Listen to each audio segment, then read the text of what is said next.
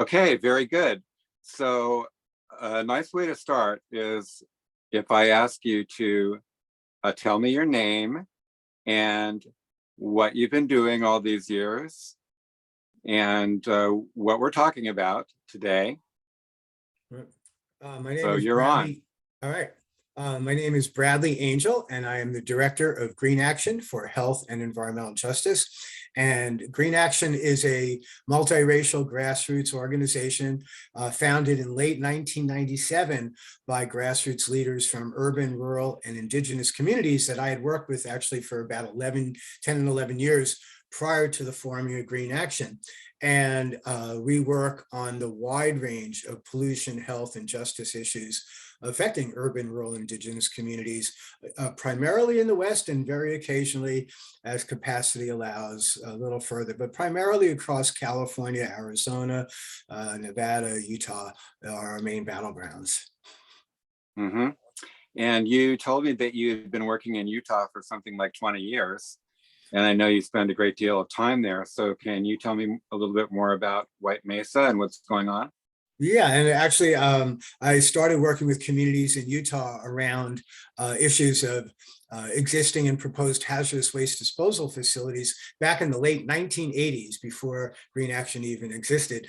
And that was quite an interesting experience working in a lot of actually pretty conservative rural, primarily Mormon communities, not known as environmentally friendly, didn't have that reputation. But in fact, everybody is concerned about their health, and everybody is concerned about the air they breathe and the water they drink and the communities they live in. And so those were some early epic battles. A lot of my early work before Green Action, I had worked with Greenpeace USA. I was what they called the Southwest Toxics Campaigner. And I helped them diversify their organization at the time with my colleagues across the country, helped Greenpeace at the time work more respectfully and effectively with communities. And I'm glad to say I was able and proud that I was able to help repair relations that that big giant international environmental group had with indigenous people. However, that was somewhat short-lived. And in 1997, Greenpeace International took over Greenpeace in the US and just about extinguished, wiped out the toxics program, the environmental justice and indigenous lands programs. And I was senior staff. I could have stayed doing something else, but I quit and submitted my resignation. And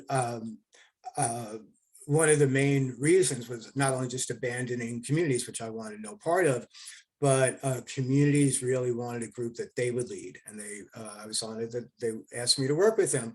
And so through that and through the epic battle led by the Fort Mojave tribe and other lower Colorado River tribes, there was a epic battle that defeated a proposed nuclear waste dump at a place called Ward Valley in the Mojave Desert, culminating in a 113-day occupation that led to the victory. And again, through that work, it just continued a lot of my work with indigenous communities and Native nations. And for about 20 years now, because I live part of the time in southern Utah, many years ago, I was introduced to the White Mesa Ute community, and which is part of the Ute Mountain Ute tribe. And White Mesa is a beautiful little community up on a mesa, White Mesa, near the recently designated Bears Ears National Monument. It's just one of the most beautiful places you can imagine. So back in the 70s, the government let a company build a uranium mill in this beautiful place. And they built it literally pretty much on the fence line of the White Mesa Ute community, and literally on top of hundreds of ancient sites, including ceremony sites and burials. And for decades now, the people of the White Mesa Ute community have been exposed to radioactive and toxic poison and desecration of their sacred sites, and a threat to their health, environment, lives, and culture. And so I've been working with the White Mesa residents who have an organization called White Mesa Concerned Community.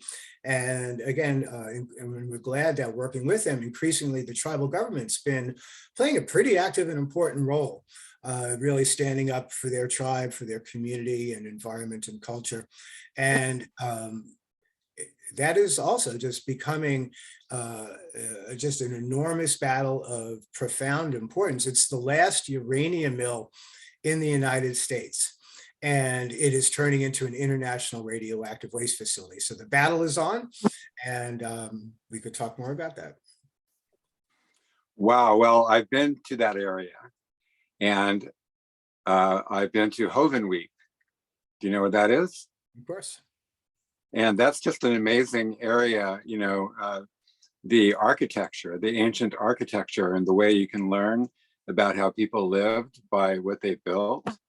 And a lot of it is there. And it's just a precious, resource, knowledge base, for us, and obviously very important to many tribes.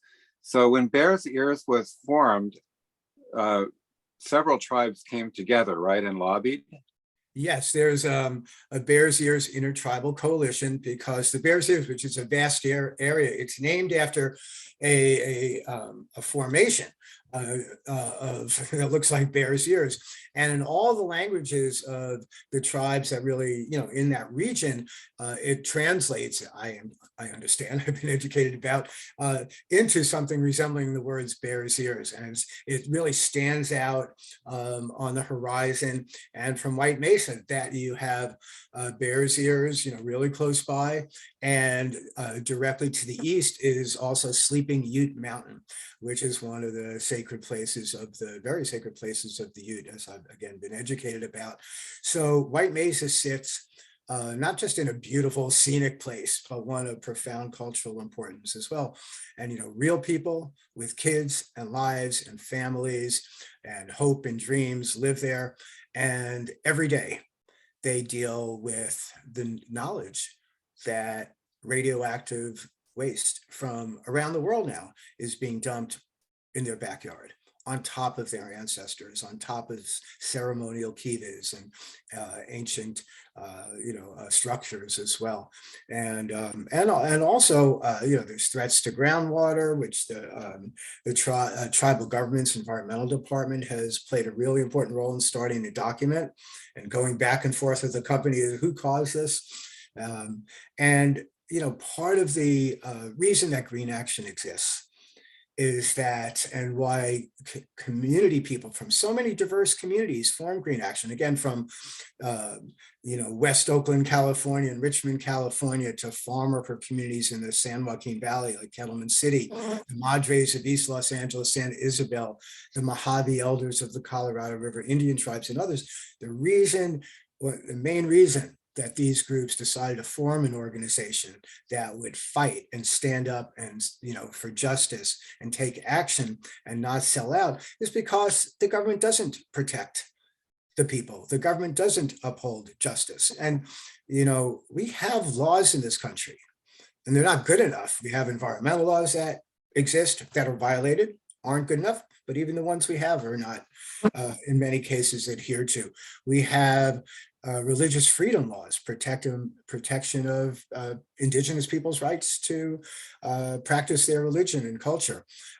We have environmental justice policies, including from the Biden administration. A lot of talk about climate justice and environmental justice from the Biden administration.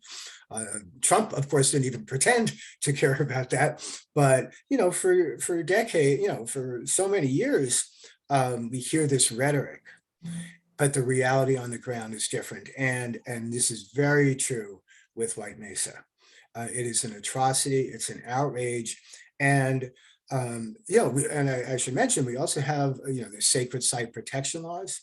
There's also civil rights laws, which state that our government, if you receive federal funds, you are prohibited under the law, Title VI of the U.S. Civil Rights Act, from taking actions that have what they call a disproportionate impact on protected classes of people. That includes indigenous people. So how is it okay that the U.S. government themselves, and also how is it the U.S. government allows the state of Utah to turn this tiny community into an international waste facility that desecrates sacred sites, interferes with people's and harms people's culture and well-being, and is a threat to public health and the environment. And that's why Green Action exists. So we, work where we're invited and play the role that communities, ask us to play. And in White Mesa, it's, we're glad we've been there on the front lines with tribal members in the tribe and allies now for, more than 2 decades. And we're seeing traction, we're seeing more support from diverse allies, indigenous and non-indigenous groups, getting a lot of media attention finally. But of course, the Biden administration that spews this rhetoric that they support environmental and climate justice and indigenous rights, and they've done some good things like designated Bears Ears as a huge and important national monument. That's great. And they should be commended for that. But right next to Bears Ears, they're allowing radioactive materials, so-called alternative feeds and other radioactive material to be dumped at the uranium mill. Can you talk a little bit about free, prior, and informed consent? Yes. So that's versus the alternative, which we seem right. to have. Right. So, we hear a lot about, and, the environmental justice movement talks about, and Native nations, that there should be, and, whether it's a community or a tribe, should have the right to, prior informed consent before their, homeland and areas and communities are dumped on and poisoned by pollution and, industrial pollution and threats. That no, to my knowledge, nobody went and asked the Ute Mountain Ute tribe if you want a giant uranium mill, or if you want this uranium mill to turn into a giant international waste facility before it happened, right? The tribe certainly did not give permission to desecrate the burial sites of their ancestors, to destroy ceremonial kivas, to import radioactive waste on trucks that go right through the White Mesa Ute community, and this small community. And so that's a really important concept.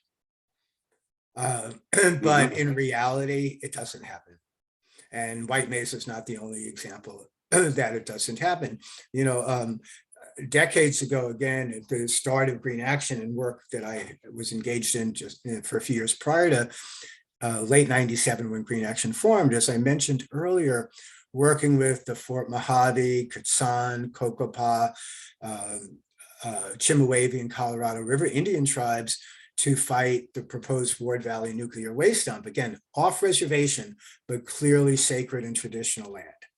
And as I mentioned earlier, when the federal police were being sent in with the nuclear company, and the police were going to try to clear the area of indigenous and environmental justice protesters who had been camped out at the site, and the tribes and Green Action, many others, called for peaceful defense of the site.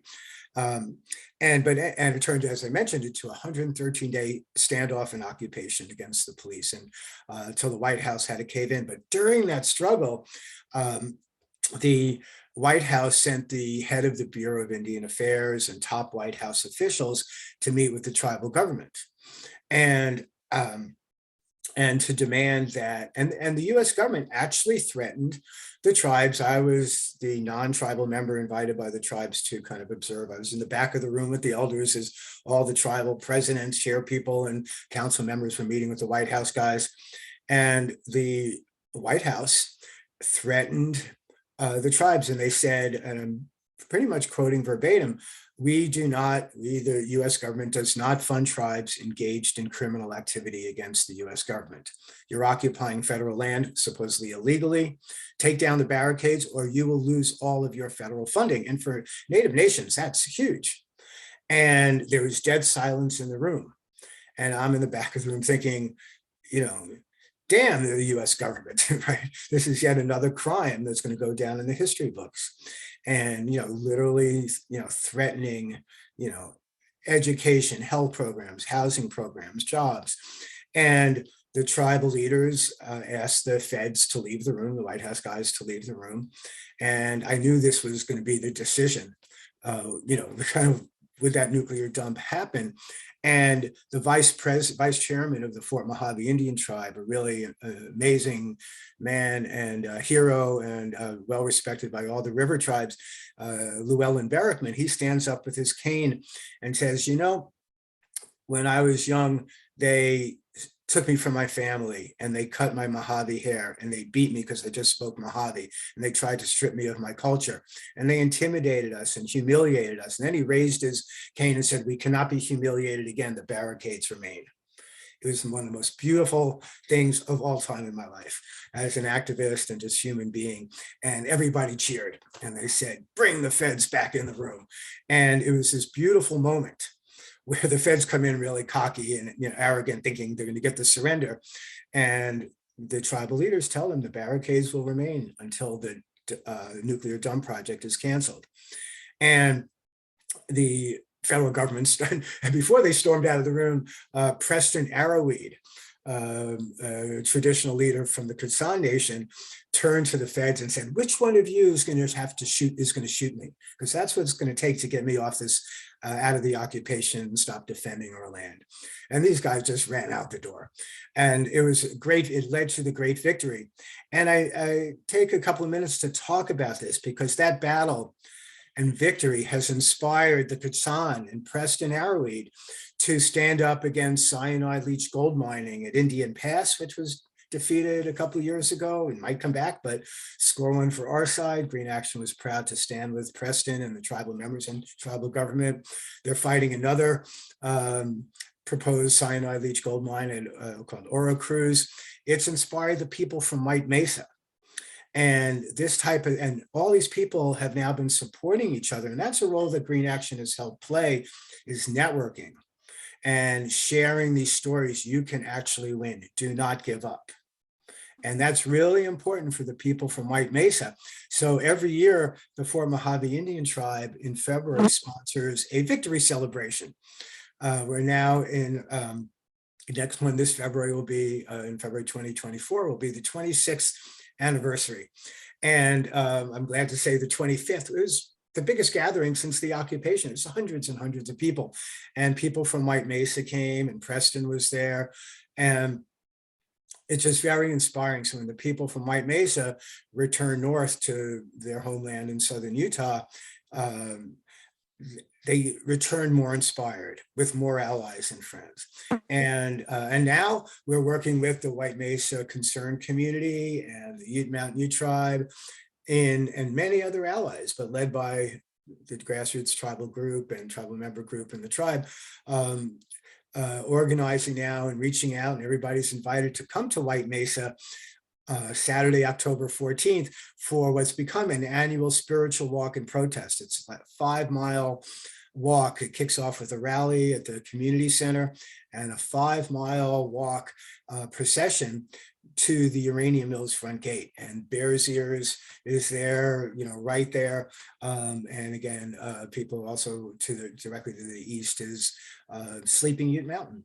And so it's this is what is so important, is bringing people together and just providing backup and support and solidarity, and encouraging people not to give up, because you can actually win.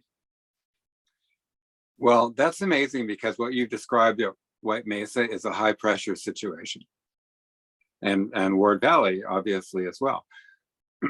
But you have an international community looking to dispose of their waste. So there's multiple energy ministers and countries and policymakers, and they're cooking up the story for the locals, and they have things invested in this, and that all comes down on a tiny little community. Yeah, we were talking earlier about the early days of my work in the late 80s. And as I mentioned, that those issues were that at the time, and to Greenpeace's credit at the time, and it was a lot of my work also, there was an explosion in proposals, industry proposals, to build incinerators, to burn toxic waste and garbage waste, solid waste, garbage, some medical waste proposals. And the West Desert of Utah was targeted. That was some of the work I mentioned earlier. All across California, there are dozens and dozens of proposals. Again, from the San Francisco Bay Area, countless proposals in the central San Joaquin Valley and the Imperial Valley, and East LA and South Central Los Angeles. And a lot of this was driven by an industry and government strategy of targeting what they saw as the most gullible, vulnerable, and easy to build, get through public opposition. And this was easily the reality. You never see these things proposed in rich white communities.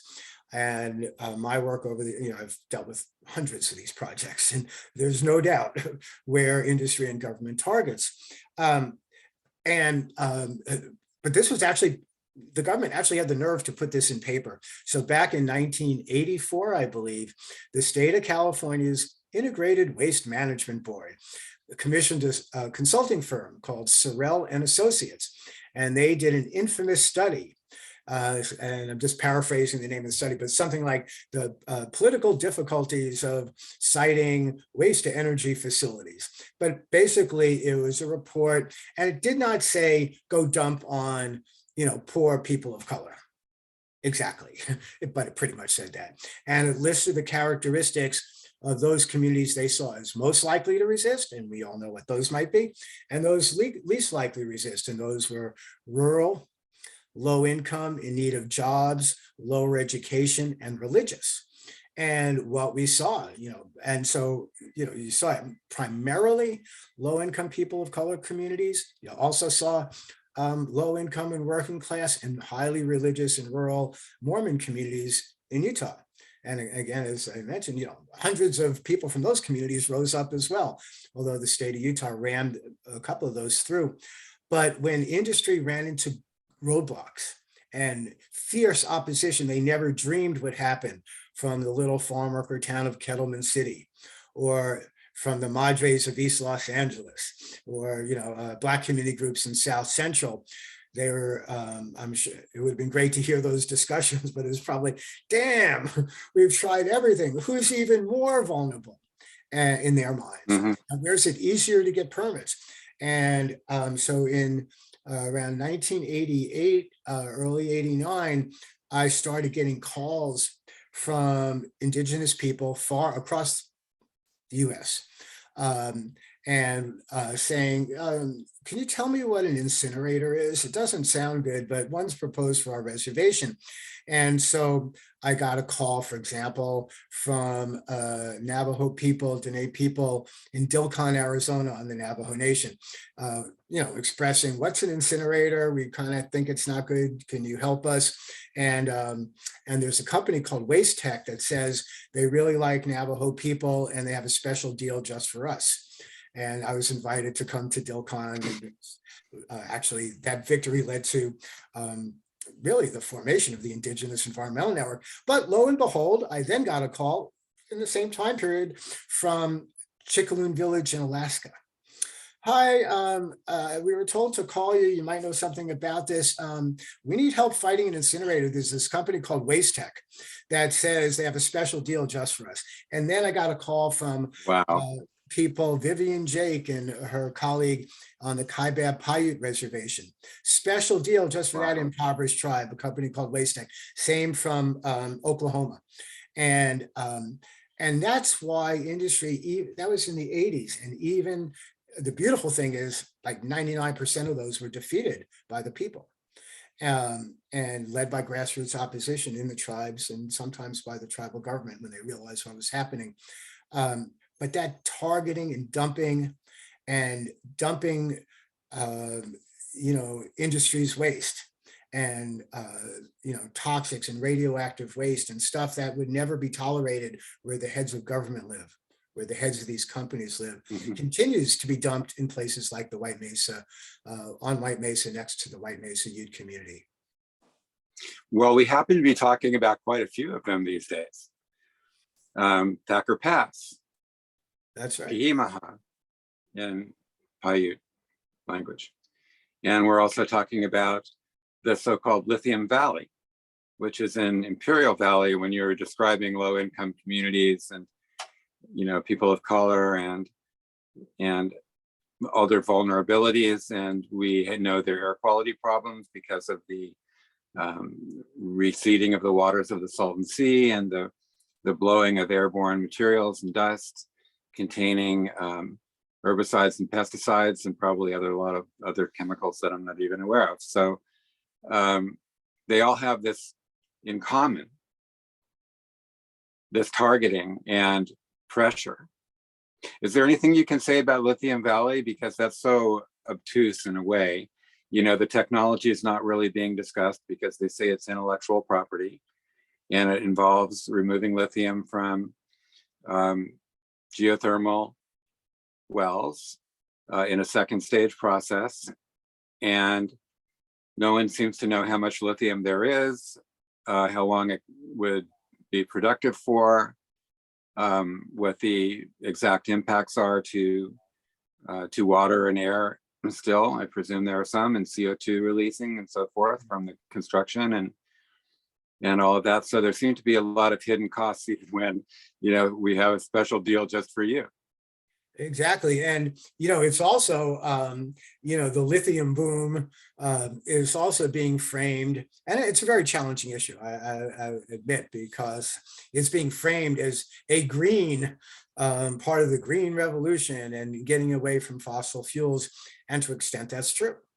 But, you know, and the Thacker Pass project is very different, even technology wise, than the Salton Sea and Lithium Valley. You know, Thacker Pass is just traditionals, you know, destroy, you know, everything, right? And Dig up the insult to valley. injury, it's on a, you know, very an area very sacred to the indigenous people, a massacre site. And again, just not, you know, those issues are just, even though there's laws, some of which I mentioned earlier, oh, it's no big deal, right? Well, you know, let's see one of these things proposed in a, you know, mainstream religion's cemetery, right? It's just not going to happen. In the Imperial Valley, it's really a gigantic public relations bonanza, right? You have these companies joined by local elected officials and the state, all, you know, proclaiming this is the greatest thing since sliced bread. It does appear to be different technology, but the issues that you've mentioned in terms of air pollution, impact on water, hazardous waste disposal is another one, are all issues that need to be looked at more. I mean, the good news is they wouldn't be doing the surface, you know, destroy the whole surface of the environment there. But this is, the Imperial Valley is already highly impacted. It's primarily Latino, but a lot of indigenous people, native nations there. And, you know, we hear from some of our indigenous colleagues of concerns about, you know, the sacredness of the area, concerns about also environmental impacts, such as earthquakes could potentially impact and cause damage from these operations. And very much, you know, when, you know, final decisions are made, you know, I am not confident, based on the track record of our government, that they're actually going to properly consider that, you know, what are the impacts, real expected, not make believe, real expected impacts from these operations, and what does that mean? What effect will it have on the, you know, the large population of residents who already suffer high rates of asthma and cancer? You know, there people work in the pesticide-laden fields. There's terrible air quality, just all types of pollution issues there, and other socioeconomic impacts that make people more vulnerable. And the government's answer right now is, oh, there's dollar signs, right? So they're trying to, like we see so often, industry tries to placate. Sometimes they don't even care. They don't even bother with that. But they try to placate in many instances, including we're seeing in the Imperial Valley, opposition or potential opposition with, oh, well, we're going to donate so much, there'll be jobs and community benefits and things like that. And, community benefits are great if it's safe. But if it's not safe, you can't put a price tag on people's health and lives. And so, Yeah, well, the community safety is a really interesting question. We were discussing this in one of my other projects, that, how to build a successful village of the future in Alaska, where many villages are suffering from melting permafrost and may even have to move, et cetera. And we were coming up with these solutions of how to network people, like you're saying, and the importance of that. And my colleague said, how can we translate this to Los Angeles?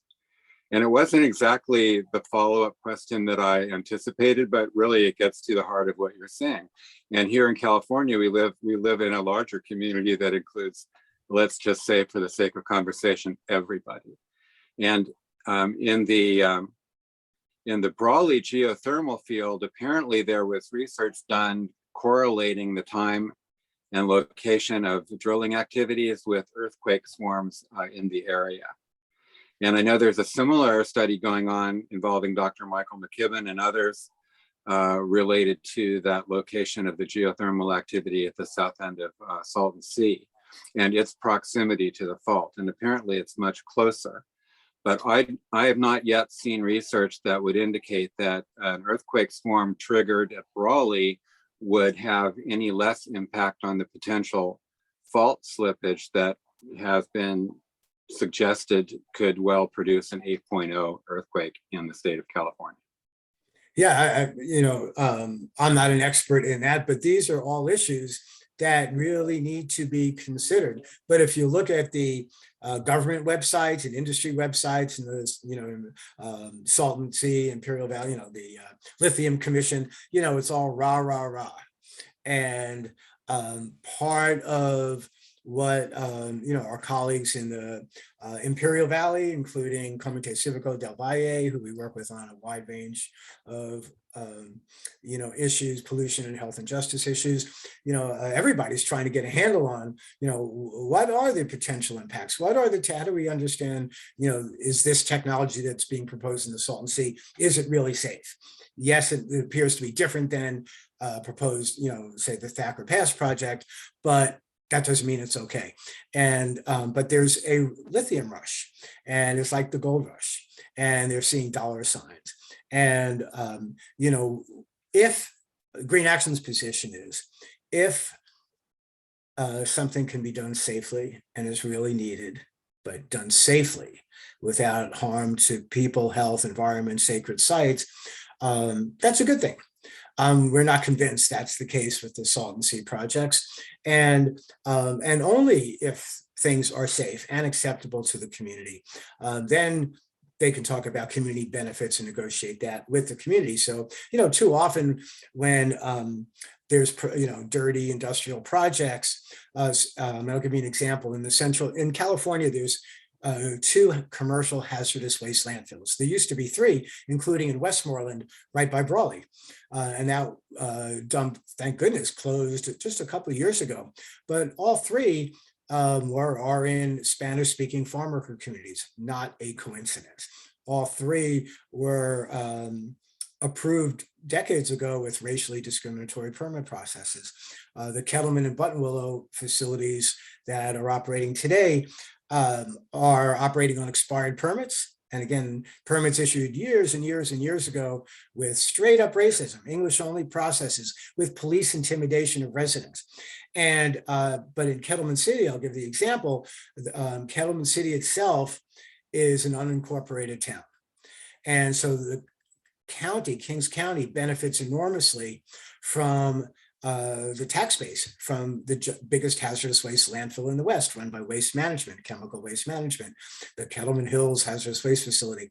And the people of Kettleman City barely, for many years, they had no sidewalks. They had no clean drinking water. They had no streetlights, no infrastructure.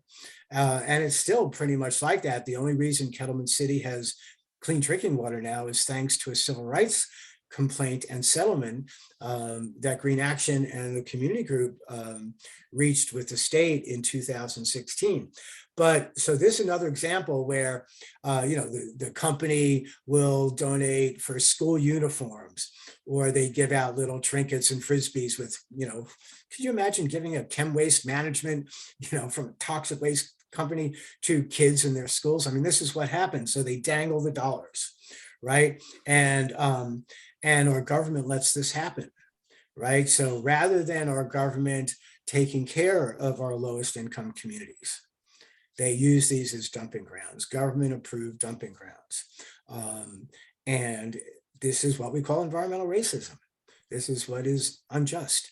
And as I mentioned at the start of our discussion today, the laws we have in this country aren't strong enough, but they're not even enforced, right? And, Green Action, one of our main missions, or I should say strategies, has been to shove the existence of state and federal civil rights laws down the throat of government.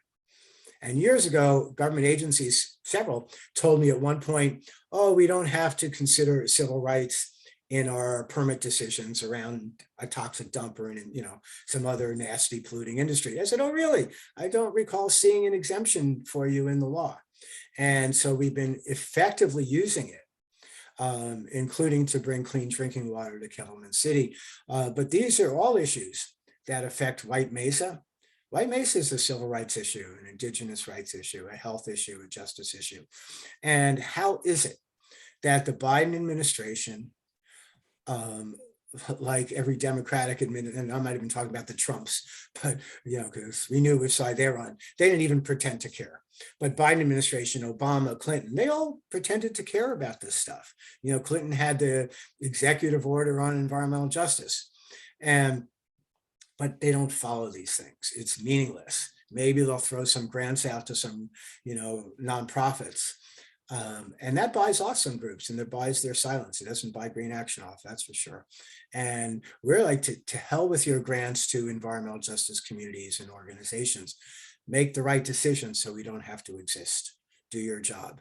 But that doesn't happen in our society, where, our capitalist society, where industry profit rules. And so the battle continues. And we will continue working on the front lines with communities, with Native nations, with our allies, to protect health and promote justice and achieve it. But it's, so a lot of things have changed in the 35 or 6 years I've been doing this work. But what hasn't changed is the anything goes for corporate profit attitude of both industry and government. And so the struggle for justice goes on. Well, it sounds like all of these projects that you've discussed are under the Mining Act of 1872. Well, maybe not the disposal of the toxics and so on that we've discussed, but Thacker Pass, Lithium Valley, I think, wouldn't that be the case? I'm not sure. Mining? I'm not sure. Okay, so that's an unknown. I don't know. You don't know. Other people. Well, it's an unknown for me. I'm sure there are some others. But again, there's outdated laws, right? Like the law you just mentioned is quite outdated. But even if certain laws, even if outdated, are on the books, there are other laws that the government is supposed to take into consideration. There's environmental review laws, in many states, from California to the national level. There's attempts to gut the minimal environmental laws that exist in terms of, we're always accused of using some of these laws to hold up important projects, which is a bunch of nonsense. Just don't propose terrible projects that will have harmful impacts on people and our environment and other living things, right?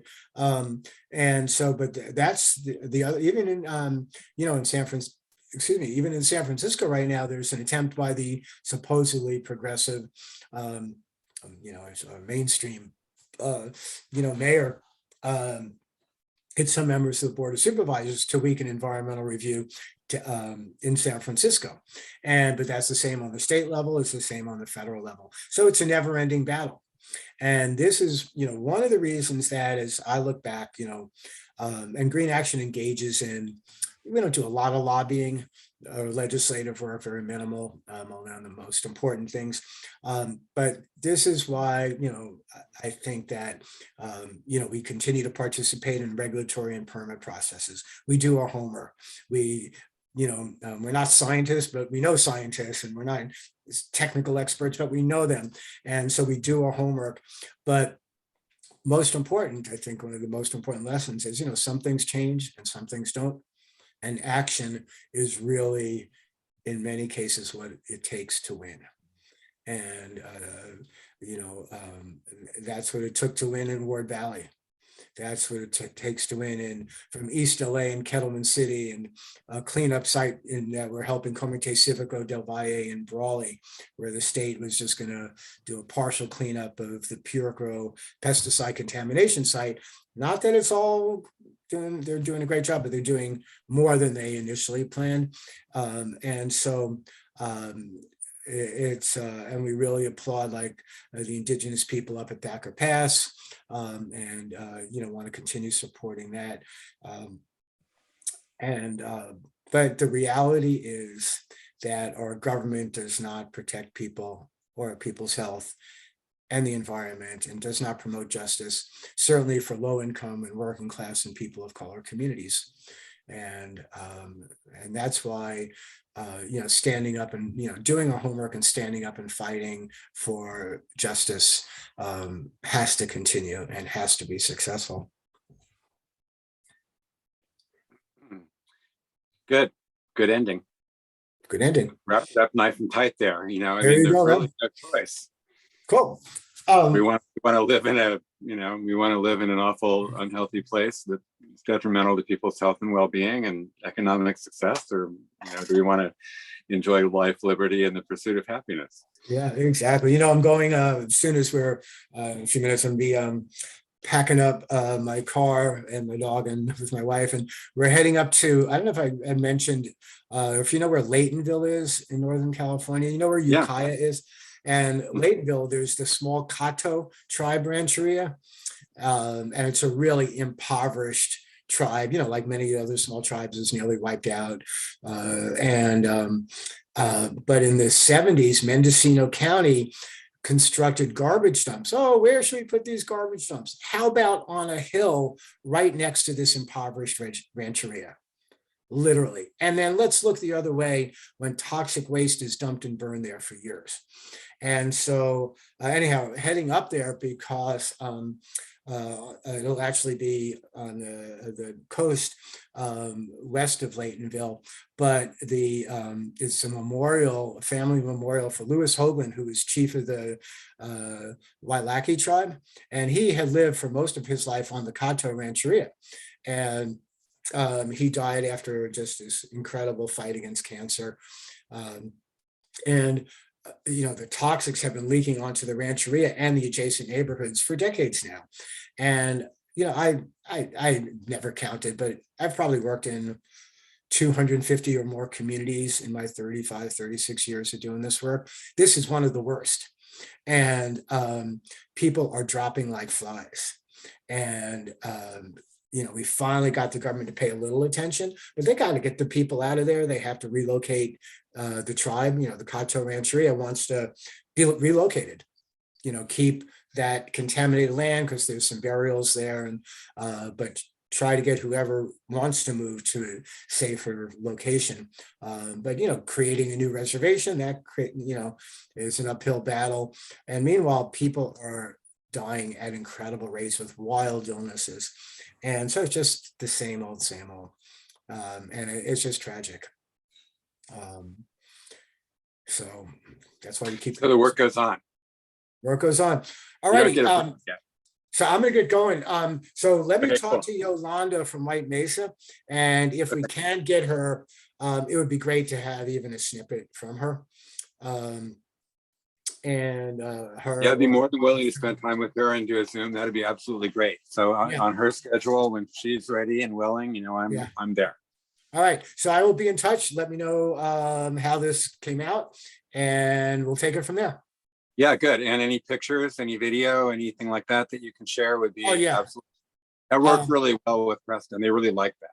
Yeah, yeah, I have some stuff. I'll definitely send that to you. Okay, wow, great. Super cool. Do me a favor. Let me hang on. I'm gonna be.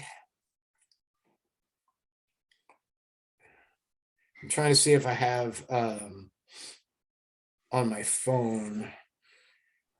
Can you just text me a message? Yeah. And then when I'm driving, I'll text it where my wife's driving. I'm going to text you back some pictures. And then when I'm settled Okay. over the next couple of days, and I have some video clips, things like that. Wow, start great, getting you some great. stuff. Well, And your work there down at Aura Cruz was really super great. You know, all right, it was really cool. You're in the middle of everything and it was all happening around you, and I really enjoyed that. So thank all right, you very much for showing that. all right, And have a good trip. all right. Thanks. We'll And talk soon. Bye bye. well, yes, indeed. Okay, take care.